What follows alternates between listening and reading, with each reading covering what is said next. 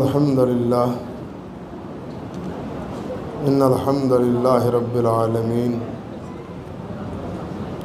والصلاة والسلام علی سید الانبیاء والمرسلین وعلی آلہ وصحبہ ومن تبعہم بإحسان الی یوم الدین واشہد ان لا الہ الا اللہ وحدہ لا شریک لہ واشہد ان محمدا عبدہ ورسولہ اما بعد۔ محترم حضرات،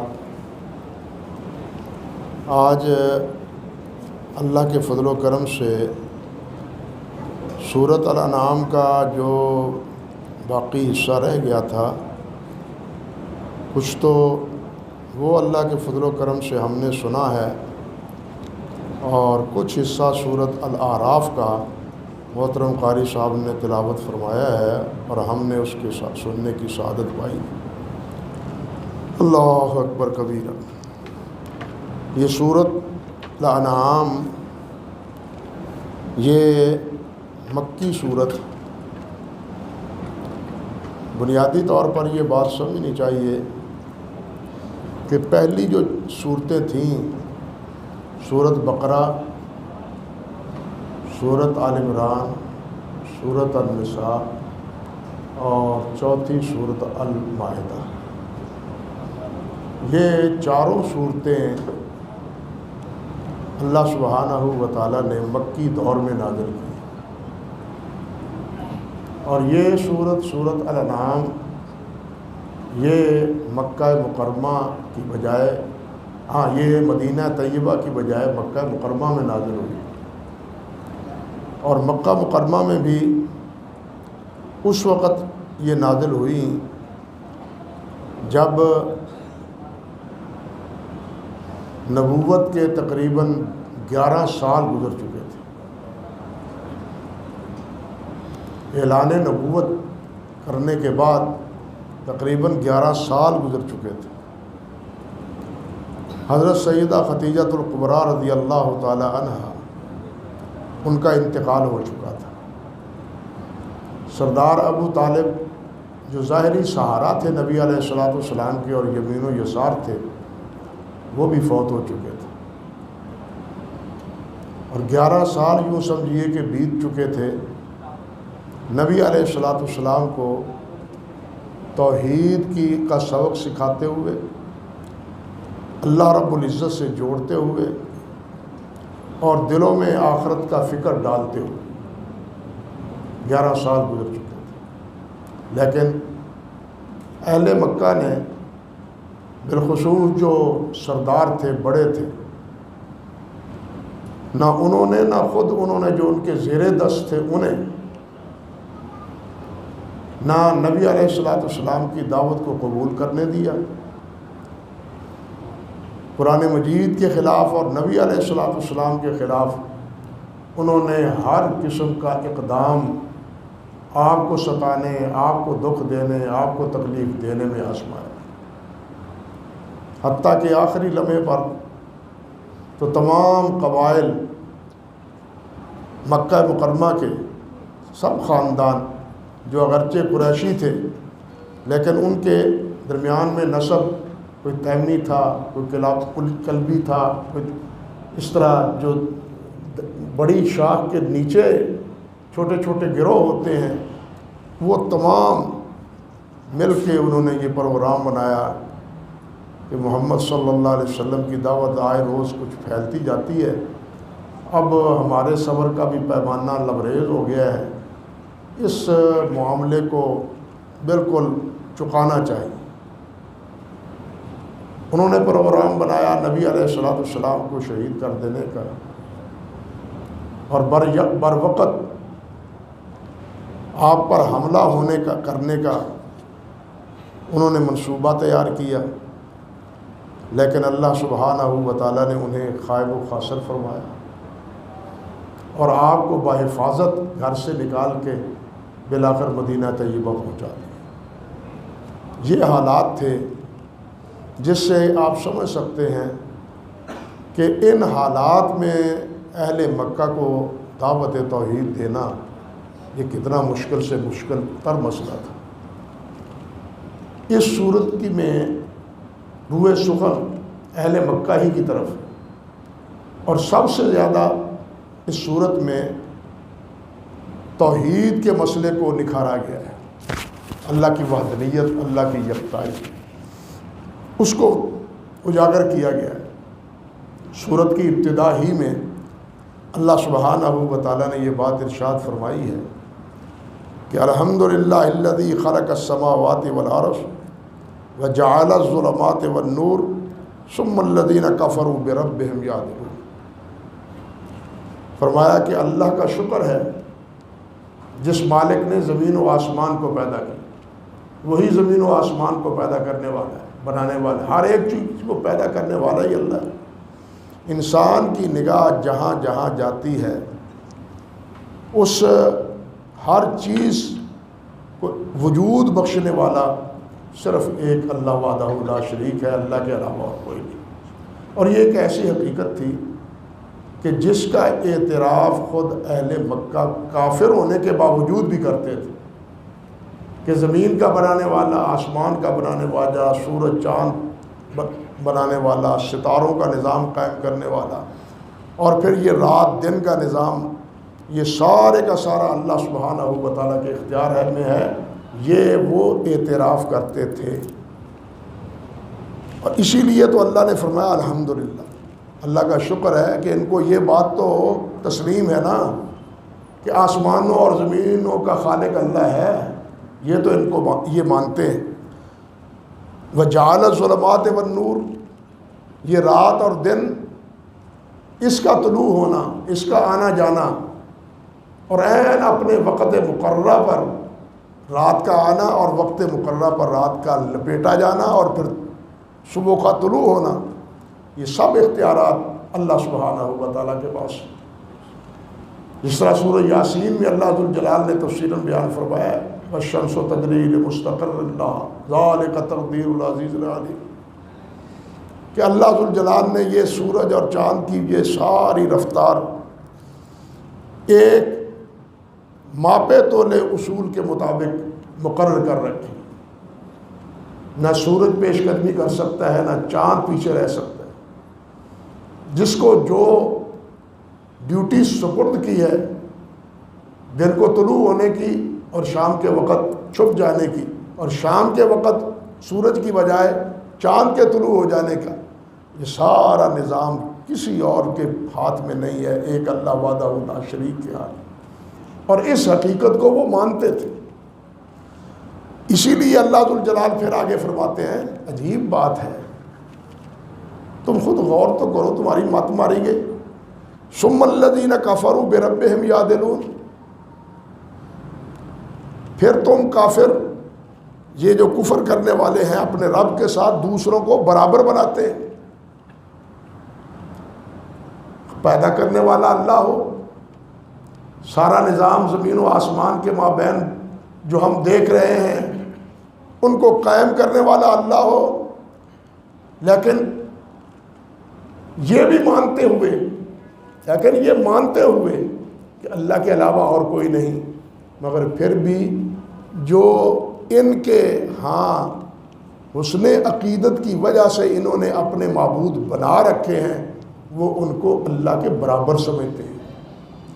اب سوال یہ پیدا ہوتا ہے، غور طلب مسئلہ یہ ہے کہ اللہ سے برابری کیا ہوئی؟ یہیں سے سارا نزاع پھوٹتا ہے، اور اصل مسئلے کا حل بھی یہی ہے اگر یہ سمجھ لیا جائے کہ اللہ کے ساتھ برابری کے کیا معنی ہے۔ حالانکہ وہ سمجھتے تھے کہ آسمانوں کو، زمین کو، انسان کو، کھیتیوں کو، پانیوں کو، ہر چیز کو دینے والا اللہ ذوالجلال والے، اولاد اللہ دیتا ہے، بیماری صحت اللہ کی طرف سے ہوتی ہے، موت و حیات اللہ کی طرف سے ہے، یہ سب مانتے تھے۔ پھر اللہ کے ہاں دوسروں کو برابری کیوں اللہ کے ساتھ؟ اللہ نے جو لفظ فرمایا بربہم یعدلون، وہ اپنے رب کے برابر کرتے تھے۔ وہ برابری کیسی؟ وہ برابری یہ نہیں کہ اللہ رب العزت کہ برابر میں ایک دوسرا بھی الہ ہے، یہ برابری نہیں، بلکہ برابری اس میں کہ اللہ رب العزت کے ساتھ کے جو حقوق ہیں وہ حقوق دوسروں کو منتقل کر دیے جائیں۔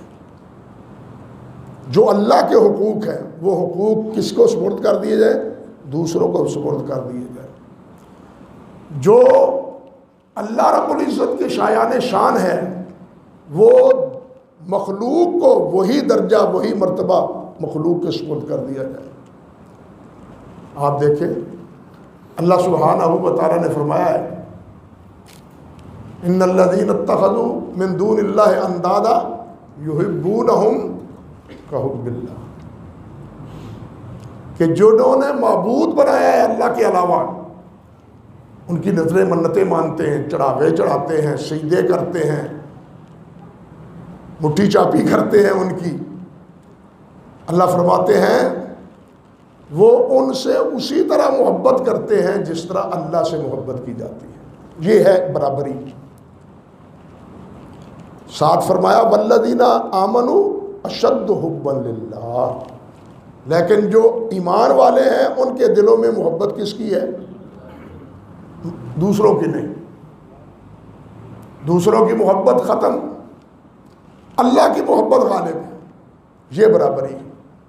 اسی سورۃ انعام کے آخری حصے میں اللہ ذوالجلال نے ذکر کیا ہے کہ یہ انعام، یہ چارپائے، یہ فصل، یہ اگاتا تو میں ہوں، جانور میں پیدا کرتا ہوں، لیکن جب فصل کے اٹھانے کی باری آتی ہے تو کہتے ہیں اتنا حصہ اللہ کا اور اتنا ہمارے معبودوں کا۔ برابری ہوئی۔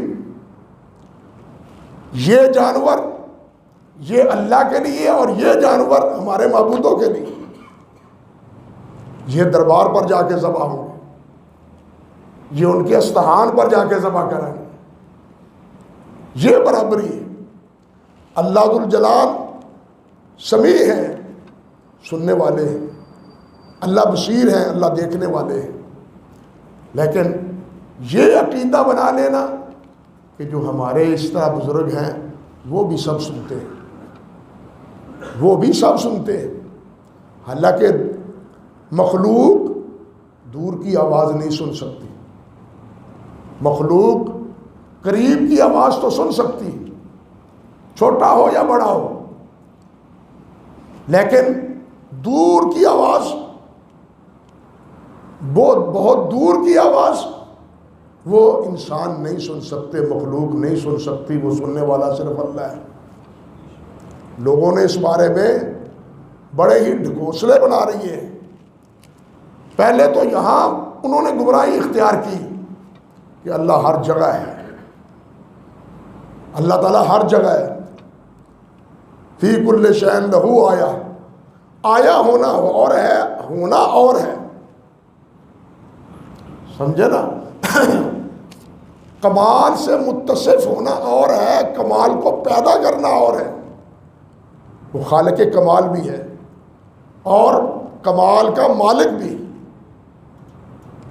سمجھے بات؟ وہ کمال کا مالک ہے اور کمال کسی میں پیدا کرتا ہے تو یہ کمال اس کا دیا ہوا ہے، یہ کمال اس کا ہے، اس کی اپنی کوئی چیز نہیں، یہ اللہ کی محبت ہے، یہ اللہ کی عطا ہے، یہ اللہ کا فیضان ہے کہ اللہ جس کو چاہتا ہے اس کو کچھ چیزیں عنایت فرما دیتا ہے، یہ اللہ کی تقسیم، جس کو جو چاہے عطا فرما دے۔ اب سوچنے کی بات یہ ہے کہ اللہ سبحانہ و تعالیٰ کے یہ صفات مانتے ہوئے پہلے تو یہ کہ اللہ ہر جگہ ہے، اس لیے ہماری ہر بات سنتا ہے، اس میں کیا کمال ہے؟ جو جہاں ہر کوئی ہوتا ہے وہاں ہر بات بھی سنتا ہے۔ بات سمجھے نا؟ اس مسئلے کو انہوں نے الجھانے کے لیے ان الشیاطین یوحون الی اولیائہم، کہ شیاطین بھی اپنے ساتھیوں کی طرف وہی کرتے ہیں، وہ بھی بتلاتے ہیں اس بات کا جواب یہ ہے، اس بات کا جواب یہ ہے، اس بات کا حل یہ ہے، وہ بھی پیش کرتے ہیں، کانا پھوسی کرتے ہیں۔ اللہ اکبر کبیرہ۔ حالانکہ قرآن مجید میں ایک جگہ نہیں، اور احادیث میں بھی کہنا چاہیے بیسیوں جگہ پر، درجنوں احادیث پر، احادیث متواترہ میں یہ چیز مذکور ہے کہ اللہ کہاں ہے؟ عرش پر۔ اللہ کہاں ہے؟ عرش پر۔ اللہ عرش پر ہے، اوپر ہے، یہاں نہیں ہے۔ یہاں کا علم سب کچھ ہے، یہاں جہاں ہم بیٹھے ہیں نا، اللہ ہمیں دیکھ رہا ہے، جو بول رہے ہیں سن رہا ہے، جو بول رہے ہیں سن رہا ہے، جو وہاں بیٹھا ہے اور ہم کو دیکھ رہا ہے، کوئی رکاوٹ اس کے دیکھنے میں حائل نہیں ہوتی۔ اب یہ وصف اور یہ درجہ، یہ کمال کس کا ہے؟ اللہ رب العزت۔ لیکن اب ہم یہاں کہیں، بلائیں حضرت شیخ عبد القادر جیلانی کو، حضرت علی رضی اللہ تعالیٰ عنہ کو، اٹھتے بیٹھتے یا علی مدد، یا علی مدد، یا علی مدد۔ حضرت علی سنتے؟ حضرت علی یہاں ہے، حضرت علی اپنی قبر میں ہے، وہاں ہے۔ یہاں جو پکار رکھا ہے یہ ہے اللہ کے ساتھ برابری، اللہ کے ساتھ برابری۔ آپ یہاں ہیں، میں کہتا ہوں حاجی صاحب یہ ذرا تعاون کریں، حاجی صاحب یہ باہر اٹھا دیں، مجھ سے نہیں اٹھایا جاتا، میرے سر پر رکھ دیں، یہ تعاون کی پوزیشن دوسری ہے۔ جو سامنے بیٹھا ہے، جو سامنے ہے نہیں، میری بات اس تک پہنچ نہیں رہی، میری بات اس تک پہنچ نہیں رہی، اور میں یہ سمجھتا ہوں کہ وہ سن رہے ہیں۔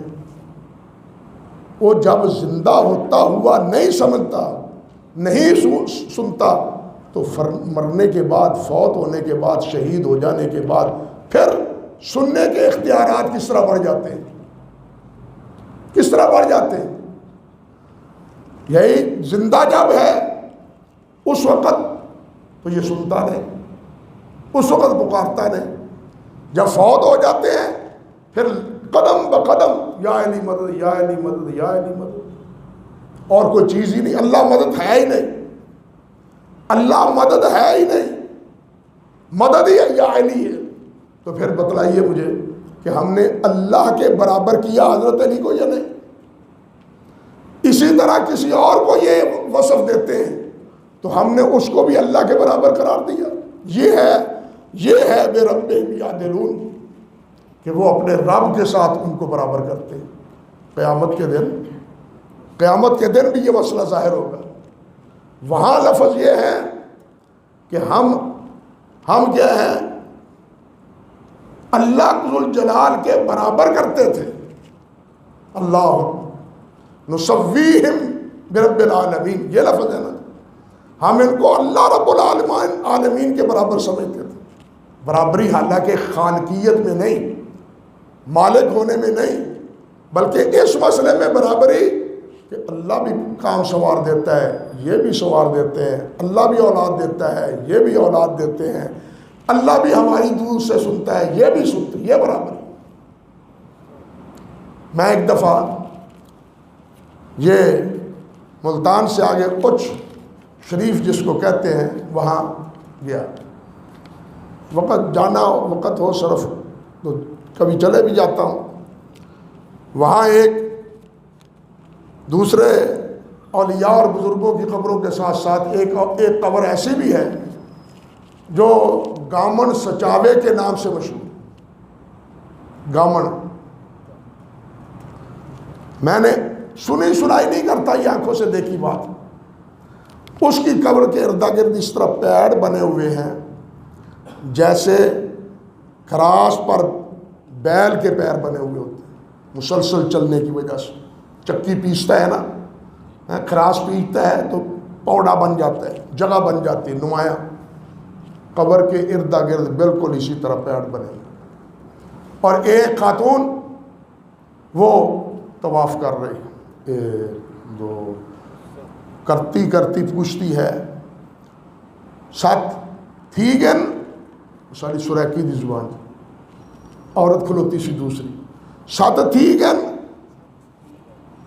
یعنی ہو گئے نے، مرنا مرنی تو 8ویں پھیرے تے ودی ہے، سات نہیں تو اٹھواں پھیرا شروع کیتا ہے، میں کیا ہوں پتہ نہیں بال جمدا ہے کہ کوئی ہور وچوں نال ہور بھی نکلدا ہے، کیونکہ 7 پھیریاں دے بارے چ انہاں دا یقین سی کہ 7 پھیرے دے دئیے تو پتر ہو جاندے۔ بتلائیے یہ بیٹا دینے والا کس کو سمجھا ہے؟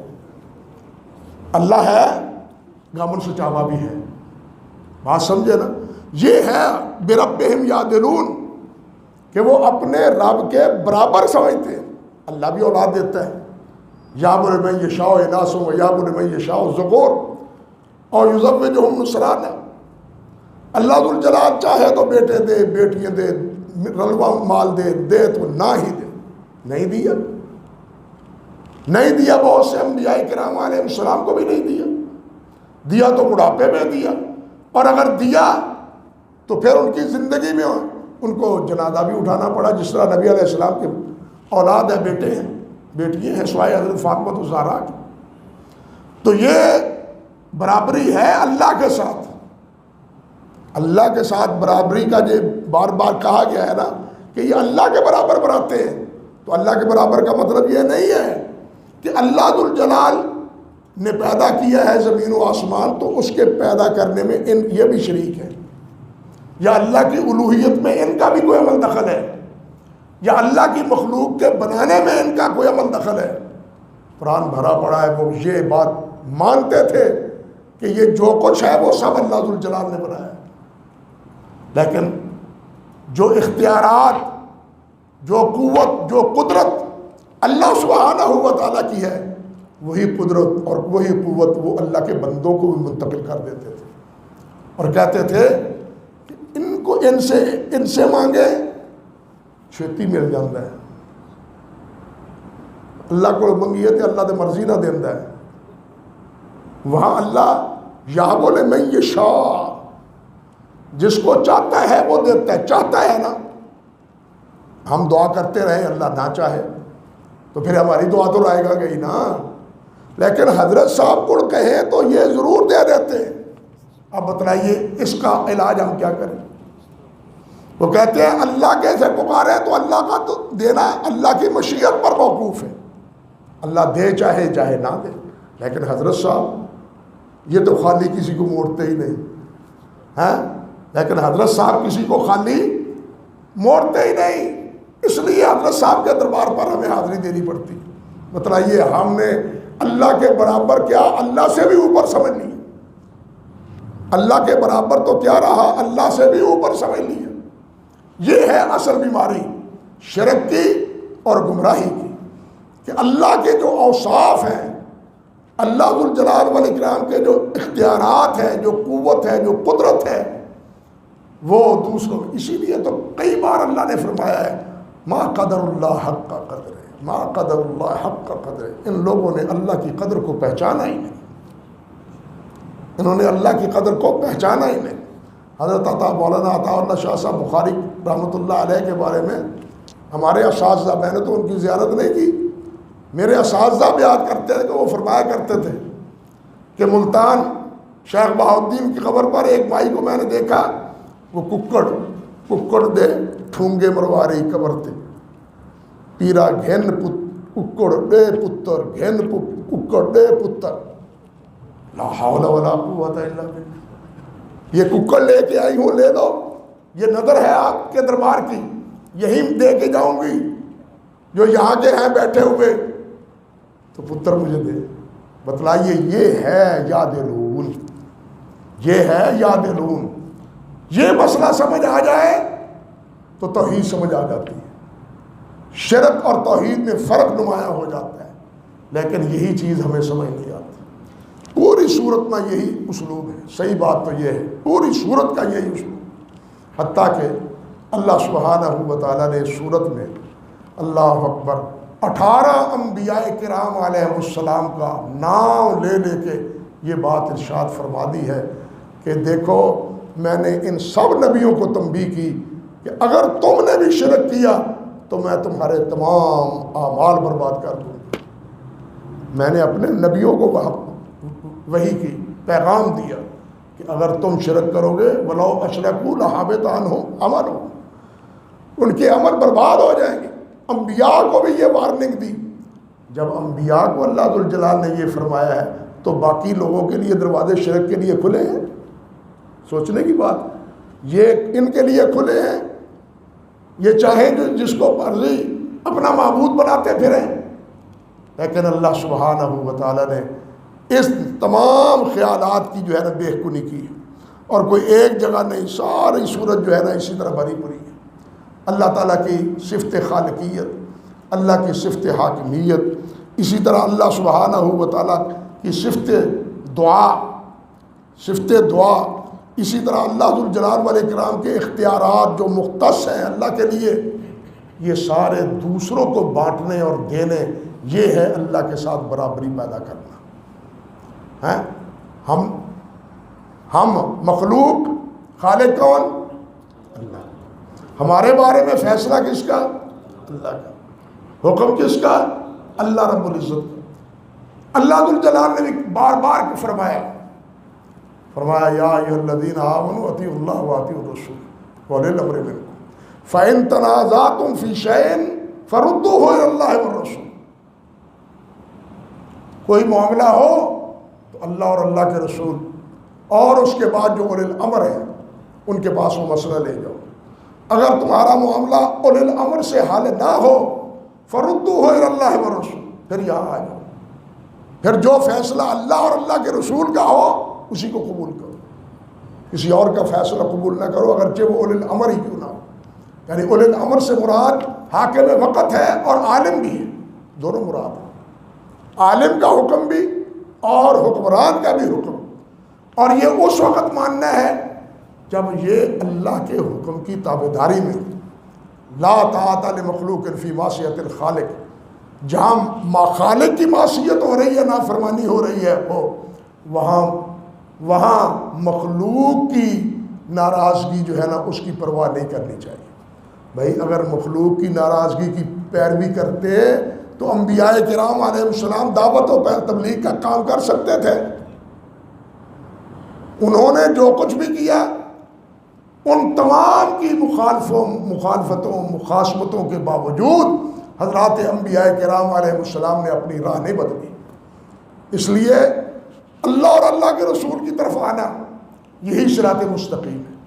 اور اللہ ذوالجلال والاکرام نے سورت کے اختتام پر یہ بھی ارشاد فرمایا، میں تمہیں بتلاتا ہوں، تم نے جو تقسیم کر رکھی ہے کہ ہم یہ کھائیں گے یہ نہیں کھائیں گے، یہ جانور ہمارے لیے حلال ہے یہ ہمارے لیے حرام ہے، یہ اللہ کے لیے ہے یہ اور یہ ہمارے معبودوں کے لیے، اور جو معبودوں کا ہوتا ہے اس میں اللہ کا حصہ اور شامل کرتے جاتے ہیں۔ عجیب وہ ہیلا باز اور عجیب ان کی محبتیں تھیں اپنے معبودوں کے ساتھ، اپنے معبودوں کے ساتھ۔ اللہ کا جو حصہ مقرر کیا ہے نا اس یار اللہ کو کیڑی لوڑ ہے، وہ خزانے بھرے ہی ہوئے نے، یہ تو حضرت صاحب کے دربار تے سارے معاملے جڑے نا اوتھے ہی خیرات ہوے گی تے اوتھے ہی سارے کچھ ملے گا، چلو یہ بھی اللہ دے حصے جو بھی کٹ کے اور بزرگاں دے حصے پا دے۔ اللہ یعنی ترجیح کس کو ہے یہاں بھی؟ بزرگوں کو۔ اللہ کے حصے کو بڑھانا نہیں بلکہ کس کے حصے کو بڑھانا ہے؟ بزرگوں کے حصے۔ یہ ہے یادلون۔ اللہ ذوالجلال نے فرمایا میں بتلاتا ہوں آخری رکوعوں میں کہ حرام کیا ہے اور حلال کیا ہے، جائز کیا ہے اور ناجائز کیا ہے۔ یہ ساری تفصیل پھر آخر اللہ ذوالجلال والاکرام نے بیان کی ہے اور نبی صلی اللہ علیہ وسلم نے سنائی، اور خود نبی علیہ السلام نے اس میں آخر میں یہ بھی فرمایا ان ھذا صراطی مستقیما فاتبعوہ، یہ میری راہ ہے اس کی تابعداری کرو، ادھر ادھر نہ جاؤ۔ ھذا صراطی مستقیما، یہ ہے سیدھا راستہ جو میرا راستہ۔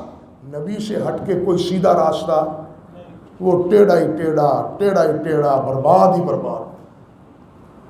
مستقیم راستہ نبی کا، ہم اہدنا الصراط المستقیم کہتے ہیں، یہ اہدنا الصراط المستقیم بھی نبی کا راستہ، نبی کے علاوہ کسی اور کا راستہ مستقیم نہیں ہے۔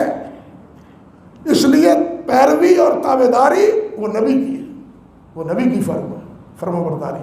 ولا تتبعوا السبل، دوسرے راستے، دوسرے راہ۔ عبداللہ بن مسعود فرماتے ہیں رضی اللہ تعالیٰ عنہ کہ یہ آیت نازل ہوئی تو نبی علیہ السلام نے ایک خط کھینچا، ادھر بھی کچھ نشان لگا دیے، ادھر بھی ادھر بھی ادھر بھی نشان لگانے کے بعد فرمایا یہ ہے درمیانی راستہ میرا، اور یہ جو دائیں بائیں جا رہے ہیں یہ ہے شیطان کا راستہ، جو ان راستوں پر پڑے گا وہ گمراہ ہوگا۔ وَلَا تَتَّبِعُوا السُّبُلَ فَتَفَرَّقَ بِكُمْ، یہ ادھر ادھر جاؤ گے تو تفریق ہوگی، پھر فتنہ ہوگا، لڑائی ہوگی، ہر ایک اپنے آپ کو اپنے بزرگ کو بڑھانے چڑھانے کے لیے پیرانہ میں پرند مریدہ میں پرانت کا کردار ادا کرے گا، تاکہ ہمارے پیر صاحب کے عقیدت مند وہ زیادہ بڑھتے چلے جائیں۔ ساری لڑائی تو اس بات کی ہے، سارا جھگڑا تو اس بات کا ہے، لیکن اللہ ذوالجلال والاکرام نے فرمایا ہے کہ تمہاری عقیدتوں کا مرکز اور محور اللہ وحدہ لا شریک، اور اللہ کے بعد نبی کریم حضرت محمد رسول اللہ صلی اللہ علیہ وسلم، اور وہ بھی اس ناطے کہ عبادت وہ کس کی ہے؟ اللہ کی۔ عبادت کرنا کس طرح ہے؟ وہ جس طرح اللہ کے رسول صلی اللہ علیہ وسلم بتلاتے ہیں۔ تو یہ ہے اصل خلاصہ، اصل دعوت اس صورت کی۔ باقی جو ہے صورت الاعراف میں ہے وہ انشاءاللہ اللہ نے چاہا کل صورت الاعراف مکمل ہوگی تو اس کے بارے میں بھی کچھ باتیں اللہ نے توفیق عطا فرمائی تو عرض کرنے کی کوشش کروں گا۔ وآخر دعوانا ان الحمدللہ رب العالمین۔